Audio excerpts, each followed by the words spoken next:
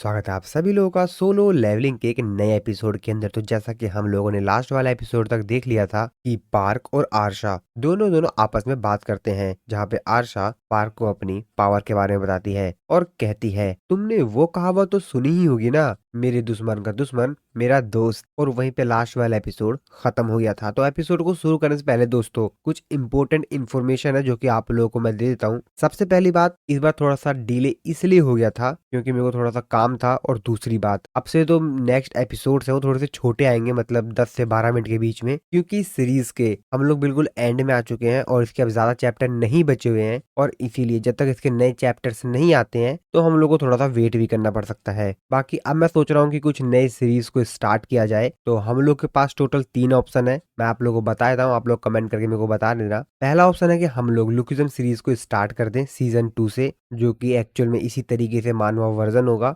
दूसरा है कि हम लोग सोलो लेवलिंग को दोबारा से रिविजिटेड करें और उसका टाइटल रखें सोलो लेवलिंग रिविजिटेड, और फिर से हम लोग सोलो लेवलिंग को एक्सप्लेन करें काफी ज्यादा डिटेल में और भी ज्यादा अच्छे तरीके से। और तीसरा ऑप्शन है कि आप लोग मेरे को बताइए खुद ही कि कौन सी हम लोग को सीरीज स्टार्ट करनी चाहिए, कोई नई अगर सीरीज स्टार्ट करनी हो जो कि काफी ज्यादा फेमस भी है और काफी लोगों को चाहिए भी। बाकी जल्द ही आप लोगों को चैनल के ऊपर एनिमी का रिकैप भी देखने को मिल सकता है। तो जैसा रिस्पॉन्स आएगा वीडियो के ऊपर उस हिसाब से मैं उस चीज को कंटिन्यू करूंगा। तो चलिए अब हम लोग अपने एपिसोड को स्टार्ट करते हैं। तो इस एपिसोड की शुरुआत में आशा कहती है, क्या तुम्हें नहीं लगता कि अगर हम लोग साथ मिलकर काम करेंगे तो हम दोनों को कुछ ना कुछ फायदा हो सकता है। ऐसा कहने के बाद वो वहां से टेलीपोर्ट होकर अपनी जगह पर अपने लोगों के पास वापस आ जाती है। जैसे वो वहां पर आती है हम लोग को वहां पर 2 लोगों को दिखाया जाता है, जिसमें से जो एक छोटी सी एल्फ होती है वो आशा को वहां पर देखते हुए कहती है, अरे आशा तुम वापस आ गई, तुमने काफी ज्यादा मेहनत की है। इटालियन के दूत के साथ जो तुम बातचीत करने के लिए गई थी क्या वो अच्छे से हो गया? जिस पे आरसा उसको हंसते हुए बताते, हाँ बिल्कुल, वो हमें अपनी ताकत देने के लिए मान गया है। जिस पे वो आरसा की तारीफ करते हुए कहती है, ओहो जैसा कि मैंने सोचा था आरसा, तुम काफी ज्यादा अमेजिंग हो। जिस पे हम लोगों को इस एल्फ का नाम बताया जाता है जिसका नाम होता है पाई। आरशा पाई के सर पे हाथ रखते हुए कहती है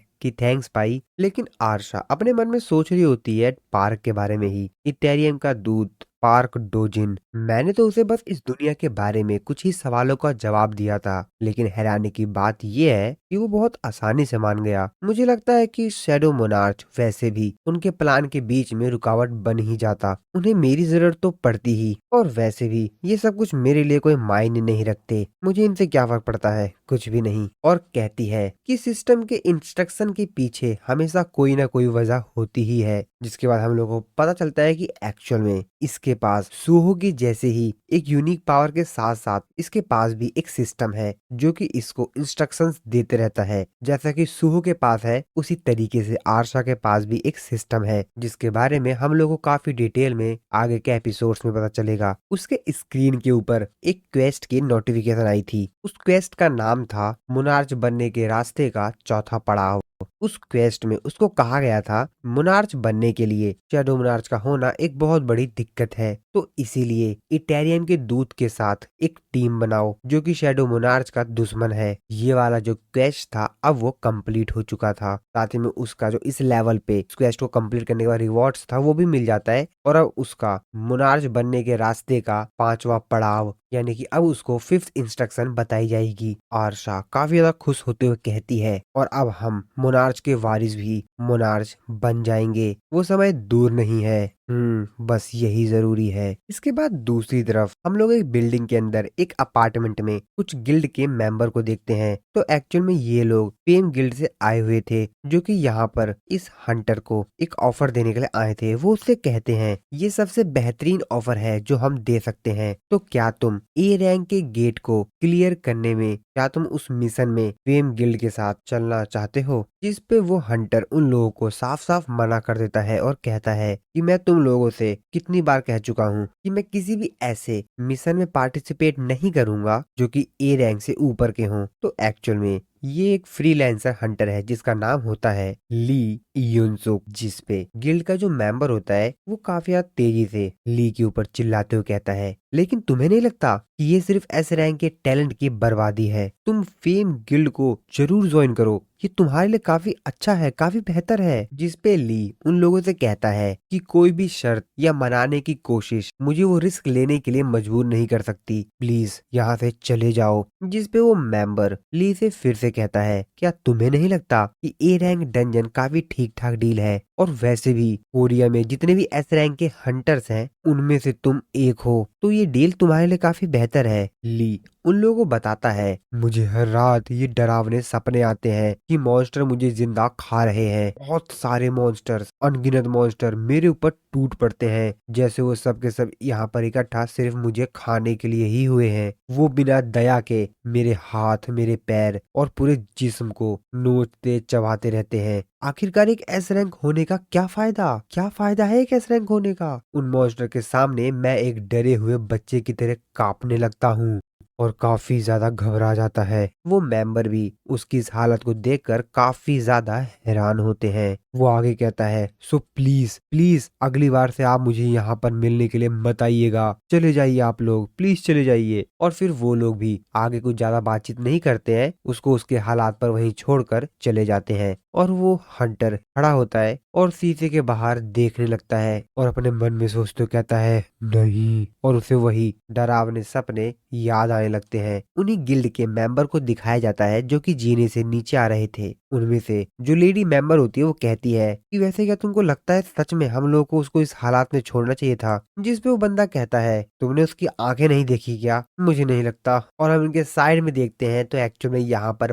पार्क भी इसी हंटर से मिलने के लिए आ रहा था। जिस पे वो मेंबर कहता है, वैसे भी रैंक क्या ही मैटर करती है जब किसी का लड़ने का मूड ही ना हो। अगर कोई लड़ाई करना ही नहीं चाहता तो उसकी रैंक से क्या ही फायदा, कोई फर्क नहीं पड़ता उसकी रैंक से। और तभी यहाँ पर जो लेडी मेंबर होती है वो थोड़ा सा ध्यान से देखती है तो उससे लगता है कि ये तो शायद ये शायद पार्क है। वो कहती भी है कि ये बंदा, वो सीन वहीं पे कट होता है। इसके बाद हम लोग देखते हैं पार्क को, जो कि उस हंटर के रूम के बाहर पहुंच जाता है और सीधा गेट खोलता है। वो हंटर भी पार्क को वहां पर देखकर काफी ज्यादा हैरान होता है। वो कहता है कि तुम तो वही रीपर गिल्ड के एस रैंक के मेंबर हो ना? मैंने सुना है कि रीपर गिल्ड के जो मेंबर्स होते हैं काफी ज्यादा रूड होते हैं, लेकिन क्या तुम्हें लगता है कि बिना बताए किसी के ऑफिस में इस तरीके से घुसना ठीक है? इस पे पार्क उससे कहता है, मैं यहाँ पर इसलिए आया हूँ क्योंकि मैंने सुना है कि यहाँ पर एक एस रैंक का हंटर है जो कि मॉन्स्टर्स के सामने कांपता है। अब ये बात सुनकर ली थोड़ा सा भड़क जाता है। वो गुस्से में पार्क से कहता है, ओ तो तू यहाँ पर लड़ने के लिए आया है क्या? मुझे तेरी कोई जरूरत नहीं चाहिए, निकल यहाँ से। और फिर ली बहुत ही ज्यादा गुस्से में पार्क के ऊपर अटैक करने के लिए तैयार होता है। वो पार्क से कहता है कि रुक जाओ, वहीं रुक जाओ, अगर तुम इसके आगे एक भी कदम रखे तो तुम जिंदा जल जाओगे। फिर मुझसे मत कहना, बस इससे ज्यादा पास मत आना। लेकिन पार्क कहाँ मानने वाला था। वो काफी ज्यादा तेजी से उसके करीब जाता है और उसके अंदर वही स्टार डस्ट डाल देता है और उसे कहता है, चिंता मत करो हंटर ली युनसुक, आपसे जिस भी चीज का तुम सामना करने वाले हो वो मॉन्स्टर्स नहीं होंगे। और फिर वो एकदम से नॉर्मल हो जाता है।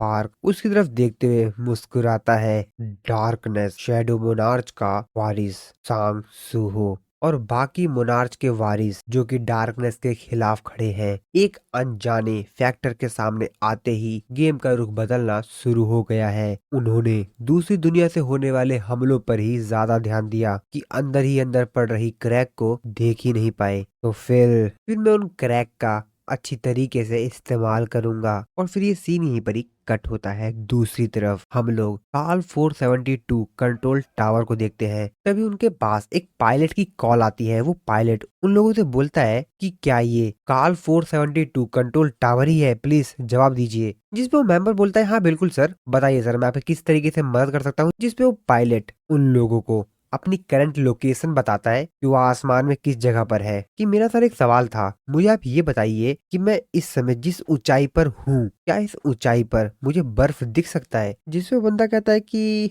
नहीं सर, जैसा कि आप इस समय बादलों के ऊपर हैं तो बर्फ दिखना तो नामुमकिन है। जिसपे वो पायलट कहता है कि हाँ बिल्कुल, जो आप कह रहे हैं वो तो एक नॉर्मल सी अंडरस्टैंडिंग है। और अगर ऐसी बात है तो इस समय मैं जो अपने सामने देख रहा हूँ, मैं ये आपको किस तरीके से एक्सप्लेन करूँ। ये गेट है और उसके सामने यानी आसमान में एक गेट ओपन होता है। ये बात सुनकर वो बंदा चिल्लाते हुए कहता है, क्या गेट? अब गेट सुनते ही बाकी सभी जो मेंबर्स होते हैं वो सभी के सभी भी अलर्ट हो जाते हैं। पायलट आगे बताता है एक बहुत बड़ा बर्फ का तूफान है जिसके बीचों बीच एक गेट है और मुझे नहीं पता कि ये कहाँ से आ गया एकदम से ही। वो पायलट उससे कहता है तो हमारी रिक्वेस्ट है कि हमको अर्जेंट लैंडिंग की परमिशन दी जाए, जिसपे वो मेंबर कहता है कि सर पायलट। और फिर इसी सीन के साथ हमारा ये वाला जो एपिसोड है वो खत्म हो जाता है। आई होप आप लोगों को वीडियो अच्छी लगी होगी। मिलता हूँ मैं आप लोगों को नेक्स्ट एपिसोड में।